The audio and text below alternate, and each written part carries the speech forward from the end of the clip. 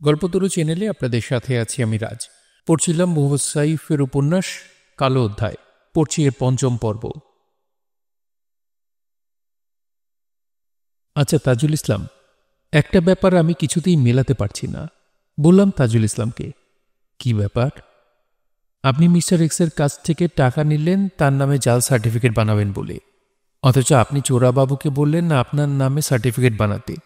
তাহলে আপনি মিস্টার এক্সকে সামাল দিয়েছেন কিভাবে? আমার গল্প তো এখনো শেষ হয়নি কামাল সাহেব। গল্পটা যখন শেষ হবে তখন আপনি আপনার সব প্রশ্নের উত্তর পাবেন, সবকিছু মেলাতে পারবেন। ঠিক আছে, বলুন আপনার গল্প। আমি চোরাবাবুকে সার্টিফিকেট বানাতে বলে কিছুদিনের জন্য গা ঢাকা দিলাম। যশোর শহর থেকে একেবারে হাওয়া হয়ে গেলাম। এটা করলাম একটা বিশেষ কারণে। কি কারণে? বুঝলেন কামাল সাহেব, মানুষের বিশ্বাস অর্জনের একটা কার্যকরী ফর্মুলা আছে। সেটা হলো, কোনো মানুষের বিশ্বাস গভীরভাবে অর্জন করতে হলে আগে অর্জন করতে হয় তার অবিশ্বাস। সেটা কিভাবে? আমি জিজ্ঞাসা করলাম তাজুল ইসলামকে। এর উত্তরটা পাবেন আমার গল্প শেষ হলে। আমি যখন মাস দেড়েক পর মিস্টার এক্সের সামনে গেলাম তখন সে স্বস্তির নিঃশ্বাস ফেলল। আমাকে বলল, এসেছিস তাজুল? আমি তো ভেবেছিলাম তুই টাকা নিয়ে পালিয়েছিস। তোকে ধরার জন্য আমি মনে মনে প্ল্যানও বানাচ্ছিলাম। তুই গিয়েছিলি কোথায়? আমি মুখ কালো করে মিস্টার এক্সের সামনে তার দেওয়া 20,000 টাকার পুরোটাই রাখলাম। তারপর বললাম, সরি ভাই, আমি আমার কথা রাখতে পারিনি, আপনি টাকাটা ফেরত নেন। মিস্টার এক্স চোখ বড় বড় করে বলল, তুই পুরোটাই ফেরত দিলি? একটা টাকা খরচ করিসনি? তুই তো দারুণ সৎ একটা ছেলে রে। জি ভাই, আমি সৎ, কিন্তু কোনো কাজের না। অভিমানের সুরে কথাটা বললাম। কেন, কি হয়েছে কি? সরি ভাই, জাল সার্টিফিকেট নিতে 35,000 টাকা লাগবে। তুই বাবুকে আমার কথা বলিসনি? চোখ কপালে তুলে জিজ্ঞাসা করল মিস্টার এক্স। বাবুর এত বড় সাহস, সে আমার ছোট ভাইকে ফেরত দেয়? আমার কি মাথা খারাপ ভাই যে আমি বাবুর কাছে আপনার নাম বলবো? তাহলে বাবু তো জেনে যাবে আপনি অশিক্ষিত। বাবুর কাছ থেকে আমি আপনার নামে সার্টিফিকেট নেব, কিন্তু তাকে বলবো না আপনি কোন মিস্টার এক্স। আপনার নামটা খুবই কমন একটা নাম ভাই। যশোর শহরে অন্তত 1000 মানুষ আছে আপনার নামে। আমি কাজটা এমনভাবে করতে চাই যে আমিও জানবো না আপনি জাল সার্টিফিকেট বানিয়েছেন। তাহলে এখন কি করবি? আমাকে জিজ্ঞাসা করল মিস্টার এক্স। আপনি যা বলবেন তাই করব। আপনি যদি মনে করেন 35,000 টাকা দিয়ে জাল গ্র্যাজুয়েট সার্টিফিকেট নিলেও আপনার লাভ হবে, তাহলে আপনি আমাকে 35,000 টাকা দিবেন। অন্যথায় একটা টাকাও লাগবে না, এই 20,000 টাকাও আপনি রেখে দিবেন। আমার কথা শুনে মিস্টার এক্স কিছুই বলল না, অনেকক্ষণ চুপ করে থাকল। অবশেষে সে আমাকে বলল, কি আর করা, তুই আমাকে এমন স্বপ্ন দেখিয়েছিস যে আমি মনে মনে ভাবতে শুরু করেছি আমি ডিগ্রি পাস। যা, টাকা নিয়ে যা, সার্টিফিকেট আমার লাগবে। জীবনে তো কত টাকায় লস করেছি, এবার তোর কাছে কিছু লস করে দেখি, দেখি এই লস থেকে কিছু গেইন করা যায় কিনা। আমি মিস্টার এক্সের কাছ থেকে 35,000 টাকা নিয়ে 20,000 টাকা দিলাম বাবুকে। তাকে আমি 2টো জাল সার্টিফিকেট বানানোর অর্ডার দিলাম। একটা আমার জন্যে অরিজিনাল ম্যাট্রিক পাসের সার্টিফিকেট, আর একটা মিস্টার এক্সের জন্য। মিস্টার এক্সের সার্টিফিকেটটা হবে এলএলবি পাসের সার্টিফিকেট। এলএলবি হচ্ছে 2 বছরের আইন বিষয়ক স্নাতক ডিগ্রি। যে কোনো ইন্টারমিডিয়েট পাস মানুষই এলএলবি কোর্স করতে পারে। যশোরে তখন এলএলবি করার জন্য 2টো নৈশ কলেজও ছিল। আমি বাবুকে বললাম, মিস্টার এক্সের এলএলবির সার্টিফিকেটটা হবে সস্তা, 5,000 টাকার জাল সার্টিফিকেট। বাবু উত্তর দিল, ব্যাপার না, হোমিওপ্যাথি আর এলএলবির সার্টিফিকেট বানানো সবচেয়ে সহজ। এইসব সার্টিফিকেট কেউ কোনোদিন চ্যালেঞ্জ করে না। চোরাবাবুর প্রায় 2 মাস সময় লাগলো মিস্টার এক্সের এলএলবির সার্টিফিকেট বানাতে। একসময় আমি যখন সেটা নিয়ে মিস্টার এক্সের সামনে গেলাম তখন সে রীতিমতো উত্তেজিত হয়ে উঠল আমার উপর। আমাকে ধমক দিয়ে বলল, এটা কি বানিয়েছিস গাধা? তোর না বিএ পাশের সার্টিফিকেট বানানোর কথা ছিল? কথা শুনেন ভাই, বললাম আমি। হঠাৎ বিএ পাশের সার্টিফিকেট দেয়ালে ঝোলালে সবাই সন্দেহ করবে, বলবে আপনি কবে বিএ পাশ করলেন। এলএলবি পাশের সার্টিফিকেট ঝোলালে কেউ সন্দেহ করবে না? জিজ্ঞাসা করল মিস্টার এক্স। হ্যাঁ করবে, তাই আপনি এখনই সার্টিফিকেটটা ঝোলাবেন না। আপনি প্রথমে আপনার সেলা চামুন্ডারদের কাছে বলা শুরু করেন আপনি এলএলবি কোর্সে ভর্তি হয়েছেন যশোর নৈশয়ন কলেজে। আগামী মাস থেকে আপনার ক্লাস শুরু। আপনার সেলা চামুন্ডারা এই খবর শুনে গোপনে হাসাহাসি করবে, জনে জনে খবরটা প্রচার করবে। তাতে আমার কি লাভ হবে? আমরা তো এটাই চাই ভাই। সবাই যখন শুনবে আপনি এলএলবি কোর্সে ভর্তি হয়েছেন, তখনই তারা বুঝে যাবে আপনি কম করে হলেও ইন্টারমিডিয়েট পাস। আমি প্রতিদিন বিকালে আপনাকে নিয়ে বাইরে যাব, ভাবটা এমন যে আপনি ক্লাসে যাচ্ছেন। আসলে ওই সময় আমরা শহরের বাইরে বিভিন্ন জায়গায় ঘুরে বেড়াবো, বিভিন্ন হোটেল রেস্টুরেন্টে বসে চা সিঙ্গারা খাবো। তারপর বছর দুয়েক পর আবার রিউমার ছড়াবেন, বলবেন আমি এলএলবি পাস করেছি। সেই উপলক্ষে বাহারি পার্টিও দিবেন। তারও মাস ছয়েক পর দেয়ালে সার্টিফিকেট ঝোলাবেন। একটা সার্টিফিকেট ঝোলানোর জন্য এত কিছু করতে হবে? ভাই, ব্যাপারটাকে বিশ্বাসযোগ্য করতে হবে না? ডিগ্রি পাস করবেন আর এইটুকু কষ্ট করবেন না? কিন্তু আমার ম্যাট্রিক ইন্টারমিডিয়েট সার্টিফিকেট কই? সেগুলো দেয়ালে ঝোলানো লাগবে না? না, লাগবে না। এলএলবি হলো ডিগ্রি সমমানের কোর্স। আপনি এলএলবি পাস মানে আপনি ডিগ্রি পাস, বিএ পাস। আপনি যদি বিএ পাসের সার্টিফিকেট দেয়ালে ঝোলান, তাহলে আপনার আর ইন্টারমিডিয়েটের সার্টিফিকেট ঝোলানোর দরকার নেই, কারণ আপনি ম্যাট্রিক ইন্টারমিডিয়েট পাস না করলে ডিগ্রি পাস কিভাবে করলেন? দেখেন না, ডাক্তাররা তাদের ডিগ্রি লেখার সময় কি ম্যাট্রিক ইন্টারমিডিয়েট এসব লেখে? তারা লিখে এমবিবিএস, আপনিও লিখবেন এলএলবি। কিন্তু তুই আমারে ডাইরেক্ট বিএ পাসের সার্টিফিকেট না দিয়ে এলএলবি পাসের সার্টিফিকেট কেন দিলি? ভাই, বয়স্ক মানুষরা বিএ ক্লাসে যায় না, তারা এলএলবি ক্লাসে যায়। তাছাড়া কোর্ট কাছারি, মামলা মোকদ্দমা এসব করতে করতে আপনি আইন কানুনের ধারা উপধারা সব মুখস্থ করে ফেলেছেন। পেশাদার উকিলরাও আপনার কাছে নস্যি। আপনাকে বিএ পাশের চেয়ে এলএলবি পাস বেশি মানায় ভাই। তাজুল, তুই একটা জিনিস। আমার পিঠ চাপড়ে বলল মিস্টার এক্স। এখন থেকে তুই আমার উপদেষ্টা, প্রধান উপদেষ্টা। এই নে চাবি। আজ থেকে নতুন লাল হোন্ডাটা তোর। তুই যখন খুশি যেভাবে খুশি ওটা ব্যবহার করবি। ভাই, আমার থাকার জায়গাও লাগবে। বললাম আমি বাড়ি থেকে বেরিয়ে এসেছি, সে কথা তো আপনি জানেন। এতদিন বেলাল ভাইয়ের সাথে ছিলাম, এখন আর সেখানে থাকা যাচ্ছে না। ঠিক আছে, আমার একটা বাড়ি আছে ঘোপে, সেখানে শফিকরা মেজ বানিয়ে থাকে। আজ থেকে তুইও সেখানে থাকবি। সিলেকোঠার ঘরটা তোর, তোর ঘরে আর কেউ থাকবে না।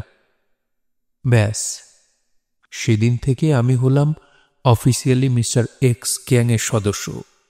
আমি জায়গা করে নিলাম যশোর শহরের সবচেয়ে নিরাপদ এবং সবচেয়ে বিপজ্জনক ছায়ায়। আমি হলাম মিস্টার এক্সের ডান হাত, যেটা কোনো মামুলি ব্যাপার না। তখন মিস্টার এক্সের বাম হাতের ক্ষমতাও ছিল ডিসি এসপিদের ক্ষমতার চেয়ে বেশি, আর আমি সেখানে তার ডান হাত। শিরিন বানু, আপনি বলেছেন আপনার জন্ম বস্তিতে, সেখান থেকে আপনি বিএ পাশ করলেন কিভাবে? সেটাও আবার অনার্স নিয়ে? আপনাকে এত দূর পর্যন্ত কে পড়ালো? নিয়তি, কামাল সাহেব, নিয়তি আমাকে লেখাপড়া শিখিয়েছে। জানেন কামাল সাহেব, আমি বিশ্বাস করি মানুষ যেমন একটা বুদ্ধিসম্পন্ন জীবন্ত প্রাণী, তেমনি আমাদের এই পৃথিবী নামক গ্রহটাও একটা জীবন্ত প্রাণী, তারও বুদ্ধি আছে। প্রতিটি মানুষ যেমন তার জীবন নিয়ে নানান কল্পনা পরিকল্পনা করে থাকে, তেমনি পৃথিবী নামক গ্রহটাও তার জীবন নিয়ে পূর্ব পরিকল্পনা করে বসে আছে। পৃথিবী জানে সে কেন জন্মেছে, কিভাবে জন্মেছে। পৃথিবী এটাও জানে প্রকৃতিতে তার অবস্থানের উদ্দেশ্য কি। তাই মানুষের পরিকল্পনার সাথে যখন পৃথিবীর পরিকল্পনার বিরোধ ঘটে, তখন পৃথিবীর পরিকল্পনার জয় হয়, মানুষের পরিকল্পনা হেরে যায়। আমি এই নিয়মের নাম দিয়েছি নিয়তি। নিয়তির কারণে মানুষের জীবনের সকল পরিণতি পূর্ব নির্ধারিত। উদাহরণ হিসেবে আপনি আমার জীবনের কথাই ধরতে পারেন। আমার জন্ম বস্তিতে। বস্তিতে জন্মানো একটা মেয়ের পক্ষে বিএ পাশ করা সাধারণ নিয়মে সম্ভব না, কিন্তু আমি করলাম কারণ নিয়তি আমাকে দিয়ে করালো। আবার যে নিয়তি আমাকে শিক্ষিত করালো, সেই নিয়তি আমাকে জেলখানায় পাঠালো। মিথ্যা খুনের মামলায় আমাকে দিয়ে 12 বছর জেল খাটালো। বুঝলেন কামাল সাহেব, আপনাদের মতো মধ্যবিত্ত কিংবা উচ্চবিত্তরা সম্ভবত বুঝবেন না নিয়তি কি জিনিস, কিন্তু বস্তির মানুষরা জানে নিয়তি কি জিনিস।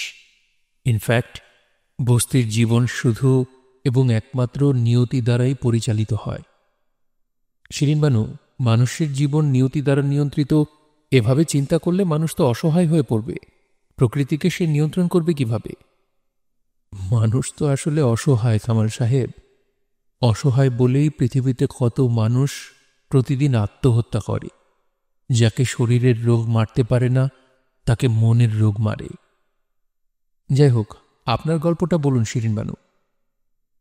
আমার জন্ম হয়েছিল ফজলুর রহমান বাবু আর আয়েশা বানুর ঘরে, কিন্তু আমার পক্ষে বলা সম্ভব না যে তারাই আমার একমাত্র বাবা মা। আমার আরও একটা বাবা আর মা ছিল।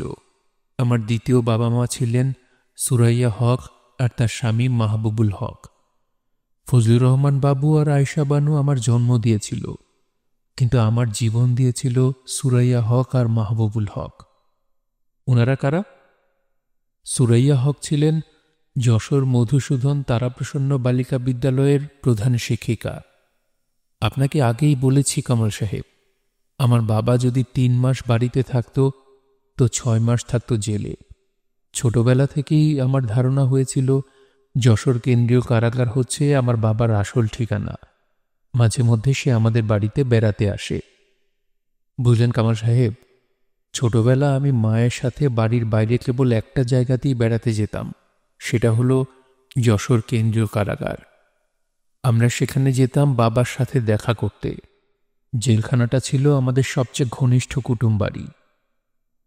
সেই কারণে মাকেই আমাদের সংসার চালাতে হতো, বাবার অনুপস্থিতিতে কিংবা উপস্থিতিতে।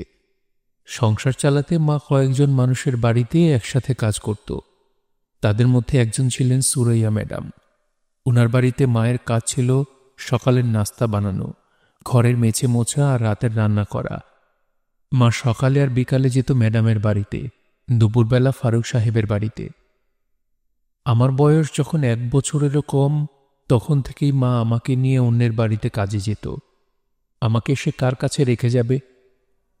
মায়ের কাছে শুনেছি সুরাইয়া ম্যাডাম নাকি আমাকে তখন থেকেই অনেক আদর করতেন। আমাকে কোলে নিতেন আর কপালে টিপ লাগাতেন, আমার সাথে খেলা করতেন, আমার পা তার গালে লাগিয়ে আমাকে হাসাতেন। মা যখন ম্যাডামের ঘরের কাজ করতেন তখন ম্যাডাম ব্যস্ত থাকতেন আমাকে নিয়ে।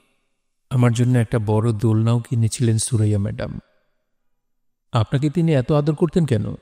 জিজ্ঞাসা করলাম শিরিন বানুকে। কারণ ওনারা ছিলেন নিঃসন্তান, ওনাদের নিজেদের কোনো বাচ্চা ছিল না। কিন্তু তাই বলে আমি বলতে পারবো না যে ওনাদের বাচ্চা নেই বিধায় ওনারা আমাকে এত আদর করতেন। এটা বললে ওনাদের মহানুভবতাকে ছোট করা হবে। আমি আমার জীবনে হক দম্পতির মতো ভালো মানুষ দ্বিতীয়টি দেখিনি। পৃথিবীতে 7টি বিস্ময়কর বস্তুর মধ্যে একটি যেমন তাজমহল, তেমনি পৃথিবীতে যদি 7 জন আশ্চর্য দম্পতির তালিকা বানানো হয়, তবে সুরাইয়া ম্যাডাম এবং তার স্বামী হবেন মানুষ তাজমহল, আশ্চর্যেরও আশ্চর্য। বুঝলেন কামাল সাহেব, আমি আমার জ্ঞান হবার পর থেকেই অনেক নোংরা ঘটনা দেখেছি, নোংরা মানুষ দেখেছি। তাই হক দম্পতিকে দেখার পর সেই ছোটবেলায় আমার মনে প্রশ্ন জেগেছিল, সৃষ্টিকর্তা কি ভুল করে ভালো মানুষ বানায় নাকি ভুল করে খারাপ মানুষ বানায়? উত্তরটা কি পেয়েছেন? আমি জিজ্ঞাসা করলাম শিরিন বানুকে। না, পাইনি, বললেন শিরিন বানু। সরি, আপনাকে থামিয়ে দিলাম শিরিন বানু, আপনি আপনার গল্প বলুন। আমি আপনাকে কিন্তু গল্প বলছি না কামাল সাহেব, আমি আপনাকে সত্যি ঘটনা বলছি, তবে সেটা গল্পের মতোই শোনাচ্ছে। Truth is stranger than fiction. যাই হোক, আমার বয়স যখন 4-5 বছর, তখন একদিন সুরাইয়া ম্যাডাম মাকে বললেন, আয়শা, শিরিনকে কি স্কুলে দেবার ব্যবস্থা করেছ? না ম্যাডাম, উত্তর দিল মা। গরিবের কপালে কি আর স্কুল কলেজ আছে? তুমি চাইলে শিরিনকে আমার বাড়িতে রাখতে পারো আয়শা, আমি ওর লেখাপড়ার ব্যবস্থা করব, বললেন ম্যাডাম। মাও রাজি হলো ম্যাডামের প্রস্তাবে। আর সেদিনই হলো আমার দ্বিতীয় জন্ম। আমি পার্মানেন্টলি ঠাঁই পেলাম সুরাইয়া ম্যাডামের বাড়িতে। পেলাম নতুন বাবা মা, নতুন খেলনা, চকচকে ঘর, দামি বেড, দামি স্কুল। আমি হলাম সুরাইয়া ম্যাডামের দত্তক কন্যা। এরপর আমি আস্তে আস্তে বড় হতে লাগলাম, আর আস্তে আস্তে বাড়তে লাগলো ম্যাডামের আদরের পরিমাণ। আমার বয়স যখন 10-11 বছর, তখন আমি অতিষ্ঠ হয়ে উঠলাম সুরাইয়া ম্যাডামের আদরের যন্ত্রণায়। সুরাইয়া ম্যাডাম আমাকে কেবল স্কুলে দিয়েই ক্ষান্ত হননি, আমাকে পড়তে হতো গৃহশিক্ষকের কাছে। ম্যাডামের কাছে শুনতে হতো ছড়া, কবিতা, শিখতে হতো নাচ, শিখতে হতো গান, হারমোনিয়াম, তবলা। আমি বিরক্ত হয়ে আমার নতুন মা অর্থাৎ সুরাইয়া ম্যাডামকে বলতাম, মা, আমাকে এত কিছু করতে হয় কেন? আমার স্কুলের কেউ তো নাচ গান শেখে না, তাহলে আমি শিখি কেন? মা তখন আমাকে অদ্ভুত এক উদাহরণ দিতেন। মা বলতেন, বলো তো শিরিন, একটা জামদানি শাড়ির দাম 500 টাকা, আবার আরেকটা জামদানি শাড়ির দাম 5000 টাকা, এটা কেন হয়? কেন হয়? আমি জিজ্ঞাসা করতাম। যে শাড়িটার দাম 5000 টাকা, সেটায় অনেক কারুকাজ করা হয়, সেলাই দিয়ে নকশা করা হয়, পুঁথি বসানো হয়, আলাদা রং লাগানো হয়, আর তখনই একটা সাধারণ শাড়ি হয়ে ওঠে অসাধারণ। বুঝলাম, কিন্তু তার সাথে আমার নাচ গান শেখার কি সম্পর্ক? কবিতা আবৃত্তির কি সম্পর্ক? নাচ গান কবিতা এগুলো হচ্ছে সেই কারুকাজ। উত্তর দিলেন মা, যেসব মানুষের মধ্যে এইসব গুণ নেই, তারা হচ্ছে 500 টাকার জামদানি শাড়ি, আর যারা গান গাইতে পারে, কবিতা আবৃত্তি করতে পারে, নান্দনিকতা বোঝে, তারা হচ্ছে 5000 টাকার জামদানি শাড়ি। আচ্ছা শিরিন বানু, আপনি যে সুরাইয়া হকের দত্তক কন্যা হিসেবে বড় হচ্ছিলেন, সেটা কি আপনার বাবা মেনে নিয়েছিলেন? না, আমি ছিলাম আমার বাবার কলিজার টুকরা। সে যতক্ষণ বাড়িতে থাকত, ততক্ষণ সে চাইতো আমি যেন তার পাশেই থাকি। আমার বাবার সাধ্য ছিল না, কিন্তু স্বাদ ছিল। তবে বাবার আপত্তিটা খুব বেশি দিন স্থায়ী হয়নি।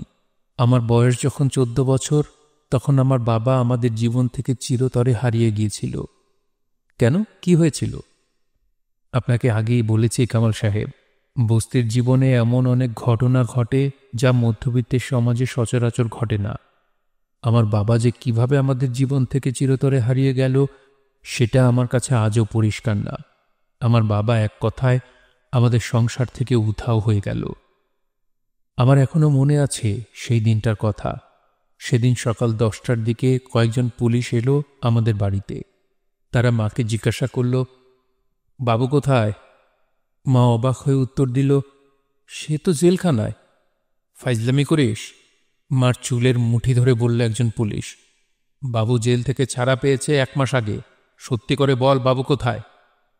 আমি জানি না দারোগা সাহেব, কাঁদতে কাঁদতে উত্তর দিল মা। আমি সত্যি জানি না। অগত্যা পুলিশ মাকেই থানায় নিয়ে গেল। থানায় গিয়ে মা জানতে পারল, এবার বাবা নাকি ব্যাংক ডাকাতি করেছে। বাবা এবং তার 4 জন সঙ্গীর বিরুদ্ধে খুন এবং ব্যাংক ডাকাতির মামলা করেছে পুলিশ। ডাকাতি করার সময় বাবাদের দলের একজনের গুলিতে খুন হয়েছে এক ব্যাংক কর্মকর্তা। আপনার বাবা কি সত্যিই ব্যাংক ডাকাতি করেছিলেন? জানি না। আমি বাবাকে শেষ দেখেছিলাম যশোর কেন্দ্রীয় কারাগারে। বাবা বলেছিল মাসখানেক পর সে বাড়ি ফিরবে। এরপর আমি আর তাকে কোনোদিন দেখিনি। বাবা কোথায় গেল, কবে গেল, বেঁচে আছে নাকি মারা গিয়েছে, এসবের কিছুই আমি জানি না। বাবার কোনোদিন বাড়ি ফিরল না। আবার আমরা ফিরে এলাম আপনার কাছে, জনাব তাজুল ইসলাম। আপনি বলেছিলেন আপনি যেদিন মিস্টার এক্সের সাথে প্রথম দেখা করেছিলেন, সেদিনই তাকে জাল সার্টিফিকেট বানানোর প্রস্তাব দিলেন। তো আপনার মাথায় হঠাৎ এই জাল সার্টিফিকেট বানানোর আইডিয়া কেন এসেছিল? সম্রাট টিপু সুলতানের একটা বিখ্যাত উক্তি আছে কামাল সাহেব। তিনি বলেছেন, বিড়াল হিসেবে 100 দিন বাঁচার চেয়ে বাঘ হিসেবে 1 দিন বাঁচা অধিক সম্মানের। আমি বাড়ি ছাড়ার পরই প্রতিজ্ঞা করেছিলাম, যতদিন বাঁচব বাঘ হিসেবেই বাঁচব। সে কারণেই আমি মিস্টার এক্সের আশ্রয়ে এসেছিলাম। তবে জাল সার্টিফিকেটের আইডিয়া আমার মাথায় হঠাৎ করে আসেনি। আমি যখন মিস্টার এক্সের সাথে দেখা করার নানান আয়োজন করছিলাম, তখন একটা প্রশ্ন মাথার মধ্যে সারাক্ষণ ভন করছিল। প্রশ্নটা ছিল, মিস্টার এক্স আমাকে কেন আশ্রয় দেবে? আমি নিজেকে বারবার প্রশ্ন করছিলাম, আমাকে আশ্রয় দিয়ে মিস্টার এক্সের কী লাভ? আমি এমন কি করতে পারি যা মিস্টার এক্সের অন্য চামচারা করতে পারে না? তখনই আমার মাথায় জাল সার্টিফিকেটের আইডিয়াটা এসেছিল। মিস্টার এক্সের সাথে দেখা করার আগে আমি আমার হোমওয়ার্কটা খুব ভালো করে করেছিলাম। মিস্টার এক্সের জীবনের গল্প মন দিয়ে পড়েছিলাম। তখন আমি মিস্টার এক্সের জীবনের এমন সব গল্প জেনেছিলাম যেগুলো নাকি মিস্টার এক্স নিজেও ভুলে গিয়েছিল। এভাবেই আমি জেনেছিলাম মিস্টার এক্স একজন অশিক্ষিত মানুষ, অথচ সবাইকে সে বলে বেড়ায় আমি বিএ পাস। আমি মিস্টার এক্সের দুর্বলতাটা বের করলাম, আর সেই দুর্বলতা অতিক্রম করারও উপায় বের করলাম। এভাবে আমার মাথায় এসেছিল জাল সার্টিফিকেটের আইডিয়াটা। আমার কপাল তখন ভালো ছিল কামাল সাহেব। মিস্টার এক্স আমার প্রথম আইডিয়াটা পছন্দ করেছিল। আমাকে আর কষ্ট করে দ্বিতীয় আইডিয়ার সন্ধান করতে হয়নি। আর আপনার নিজের জাল সার্টিফিকেটের কি হলো, সেটাও কি বানালেন? হ্যাঁ, বানালাম, উত্তর দিলেন তাজুল ইসলাম। আমি শুধু জাল ম্যাট্রিক পাশের সার্টিফিকেটই বানালাম না, আমি ইন্টারমিডিয়েট এবং বিএসসি পাশের জাল সার্টিফিকেটও বানালাম। আপনি অফিসিয়াল কাজেও কি ওইসব জাল সার্টিফিকেট ব্যবহার করতেন? অবশ্যই। কোনোদিন ধরা পড়েননি? না। কেন? কামাল সাহেব, I have an art to do crime. আমার অপরাধ করার একটা আর্ট আছে। অন্য সবাই অপরাধ করার পর ধরা পড়ার রাস্তাগুলো বন্ধ করে, আর আমি করি উল্টোটা। আমি আগে ধরা পড়ার রাস্তাগুলো বন্ধ করি, তারপর ক্রাইম করি। প্রতিবার ক্রাইম করার পর আমি মনে মনে হাসি আর সেই বিখ্যাত হিন্দি ডায়লগটা ওড়াই, ডন কো পাকড়না মুশকিল হি নাহি, নামুমকিন হ্যায়। অর্থাৎ ডনকে ধরা কঠিন না, সেটা অসম্ভব। বুঝেন কামাল সাহেব, আমি আপনাকে বলেছি আমার সব সার্টিফিকেট জাল। তারপরও আমি আপনাকে চ্যালেঞ্জ দিয়ে বলতে পারি, আমার সার্টিফিকেটগুলো যে ভুয়া সেটা আপনি কোনোভাবেই প্রমাণ করতে পারবেন না। কারণ আমার নামে একজন সত্যিই পরীক্ষা দিয়েছে, ছবিসহ প্রবেশপত্র নিয়ে পরীক্ষা দিয়েছে। শুধু সে তার নামের বদলে সব জায়গায় আমার নাম লিখেছে, আর সার্টিফিকেটে শুধু নাম থাকে, ছবি থাকে না। এখন বলেন কামাল সাহেব, আপনি কিভাবে প্রমাণ করবেন আমার সার্টিফিকেটগুলো জাল? তাজু সাহেব, আপনার এত গর্বিত হবার কোনো কারণ নেই। আপনি ক্রাইম করেছেন, কোনো মহৎ কাজ করেননি। আমাদের সিস্টেম দুর্বল, তাই আপনি ক্রাইম করার সুযোগ পেয়েছেন, অন্যথায় আপনি ক্রাইম করতে পারতেন না। ভুল বললেন কামাল সাহেব, ছিদ্র ছাড়া সিস্টেম হয় না। পৃথিবীতে এমন কোনো সিস্টেম নেই যেখানে কোনো ছিদ্র নেই। পৃথিবীতে এমন কোনো দেশ নেই যেখানে জালিয়াতি নেই। আপনাকে আগেও বলেছি কামাল সাহেব, পৃথিবী যতদিন থাকবে শয়তানও ততদিন থাকবে। কারণ আলো ফোটার প্রথম শর্ত হচ্ছে অন্ধকার থাকতে হবে। This is how universe works. বিশ্বব্রহ্মাণ্ড এই নিয়মেই চলে। আর গর্বের কথা বলছেন, গর্বের সংজ্ঞা এক একজনের কাছে এক এক রকমের। গর্ব ব্যাপারটাই আপেক্ষিক, সেটা নির্ভর করে আপনার অবস্থানের উপর। যেমন মহাত্মা গান্ধীকে হত্যা করার মতো জঘন্য একটা কাজ করার পরও নাথুরাম গডসে নিশ্চয়ই গর্ব অনুভব করেছিল, নইলে সে গান্ধীজিকে হত্যার পরিকল্পনাই করত না। যাই হোক জনাব তাজুল ইসলাম, আমি জানি পরবর্তীতে আপনি মিস্টার এক্সকে ধ্বংস করেছিলেন। সেই গল্পটা কি আমাদের বলবেন? মিস্টার এক্সের মতো একজন ক্ষমতাবান মানুষকে আপনি কিভাবে পথে বসিয়েছিলেন? আমি সময় মতো দল বদল করেছিলাম। সেটা কিভাবে? কামাল সাহেব, আপনাকে আমি ক্ষমতার খেলার আরও একটা নিয়ম শিখিয়ে দিচ্ছি। সেটা হলো, এই খেলায় সততা বিশ্বস্ততা বলে কোনো জিনিস নেই। ক্ষমতার খেলায় আপনাকে হতে হবে বহুরূপী। সময়ের সাথে সাথে আপনাকেও রূপ বদল করতে হবে। সময়ের সাথে যে যত বেশি নিজেকে খাপ খাওয়াতে পারবে সে ততদিন বেশি টিকে থাকবে। ডারউইনের ভাষায় যাকে বলে সার্ভাইভাল ফর দ্য ফিটেস্ট, মানে যোগ্যতমের বিজয়। আপনি কি ব্যাপারটা একটু খুলে বলবেন? আমি প্রায় 5 বছর ছিলাম মিস্টার এক্সের ছত্রছায়ায়। তখন আমার বয়স 23 বছর। তবে আমার বয়স আমার চতুর বুদ্ধির মাপকাঠি কোনো সময় ছিল না। সবসময় আমি ছিলাম আমার বয়সের চেয়ে বেশি শিয়ানা। আমি যেদিন প্রথম মিস্টার এক্সের ছত্রছায়ায় এসেছিলাম সেদিন থেকেই ভাবছিলাম আমার পরবর্তী চাল কি হবে, কিভাবে আমি উপরে ওঠার দ্বিতীয় সিঁড়িটা খুঁজে পাব। আমি তখন থেকে উপযুক্ত সময় এবং সুযোগের অপেক্ষায় ছিলাম। 5 বছর পর এলো সেই সুযোগ। সেবার পৌরসভার নির্বাচনে চেয়ারম্যান পদের জন্য প্রার্থী হলেন মিস্টার এক্স। তার পোস্টারে ঢেকে গেল যশোর শহর। পোস্টারে মিস্টার এক্সের হাস্যোজ্জ্বল ছবি আর তার নিচে লেখা, মিস্টার এক্স এলএলবি, ভাইকে আপনার মূল্যবান ভোট দিন। সেই নির্বাচনে মিস্টার এক্সের জেতার সম্ভাবনা ছিল কম করে হলেও 80%। আমি নির্বাচনের ঠিক 5 দিন আগে মিস্টার এক্সের সাথে বিশ্বাসঘাতকতা করলাম। আমি মিস্টার এক্সের প্রধান প্রতিদ্বন্দ্বীর সাথে দেখা করলাম। তাকে বললাম, ভাই, আমি যদি মিস্টার এক্সকে হারিয়ে দিই তাহলে আপনি আমাকে কি দিবেন? মিস্টার এক্সের হার মানে আপনার জিত। লোকটা আমার দিকে অনেকক্ষণ ধরেই তাকিয়ে রইল। আমাকে সে খুব ভালো করে চিনত। সে জানত আমি মিস্টার এক্সের ডান হাত। সেই মুহূর্তে সে আমার চেহারা দেখছিল না, আমার চিন্তাটাকে পড়ার চেষ্টা করছিল। কিছুক্ষণ পর সে আমাকে বলল, তোমাকে আমি কেন বিশ্বাস করব? লাভের আশায়? আমি উত্তর দিলাম, খুলে বলো তাজুল, আমার কাছে তুমি কি চাও? আমি এই নির্বাচনে আপনাকে জিতিয়ে দিব। বিনিময়ে আগামী পৌরসভা নির্বাচনে আপনি আপনাদের দল থেকে আমার মনোনয়নের ব্যবস্থা করবেন। আমাকে যশোর পৌরসভার চেয়ারম্যান বানাবেন। রাজি থাকলে বলুন মঞ্জুর।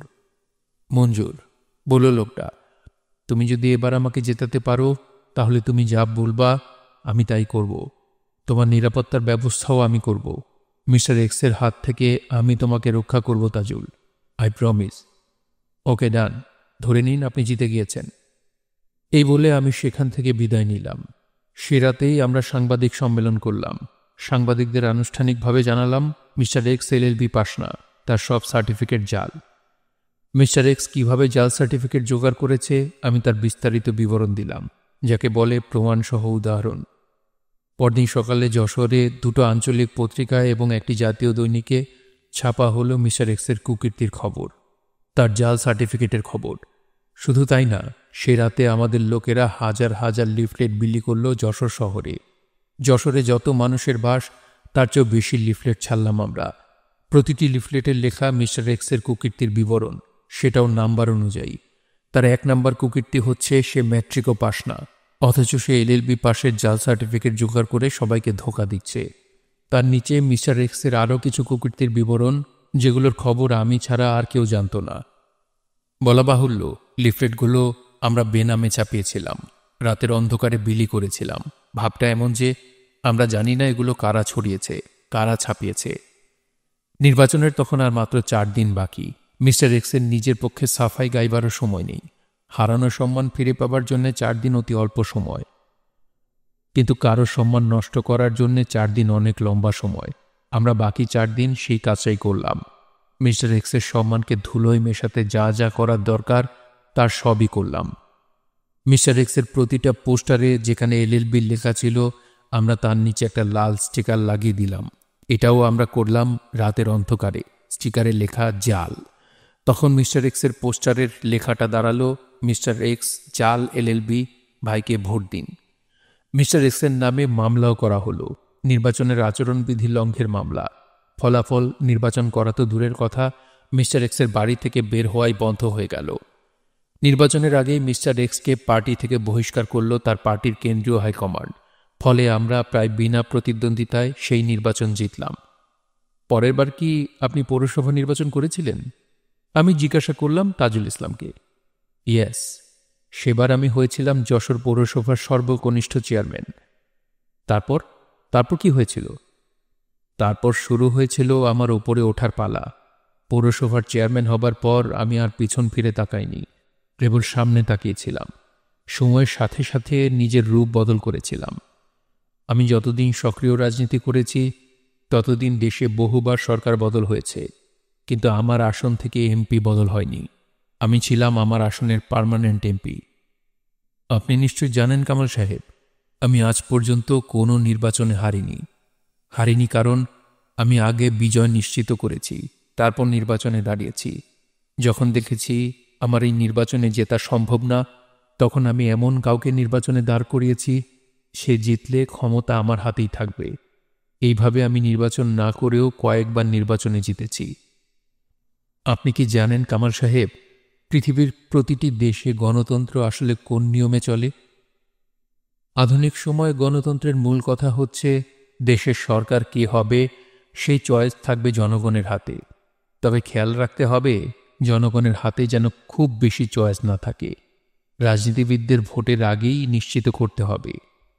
জনগণ এমন কাউকে ভোট দিতে পারবে না যাতে সিস্টেমের বদল হয়, দেশে আমূল পরিবর্তন আসে। জনগণকে সরকার বদলের ক্ষমতা দেওয়া হবে, তবে সিস্টেম বদলের ক্ষমতা দেওয়া হবে না। সে যাকেই ভোট দেখ, ফলাফল একই হবে, সিস্টেম একই থাকবে। বড়জোর 19-20 হবে, কিন্তু 20 থেকে 80 কখনো হবে না। শুনছিলেন মোহাম্মদ সাইফের উপন্যাস কালো অধ্যায়। পড়ছিলাম এর 5ম পর্ব। উপন্যাসটি আপনাদের কাছে কেমন লাগছে তা অবশ্যই কমেন্ট করে আমাদেরকে জানাতে পারেন। ভালো লাগলে একটি লাইক করবেন, চাইলে শেয়ার করে অন্যকে শোনার সুযোগ করে দিতে পারেন। সবাই ভালো থাকবেন, সুস্থ থাকবেন এবং গল্পতরুর সঙ্গী থাকবেন। ধন্যবাদ।